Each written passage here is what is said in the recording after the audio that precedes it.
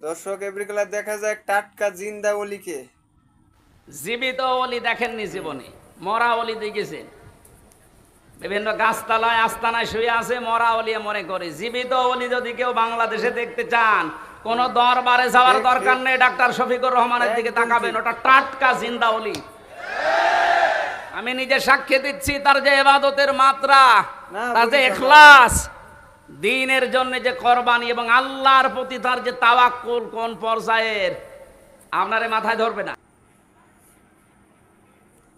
জিন্দা ওলির মুরিদ গো বলতে চাই তোমাগো, তোমরা যারা আলেমুলামাগো বিরোধিতা করো, তোমাকে এত সতর্ক করার পরও তোমরা সতর্ক মানতেছো না।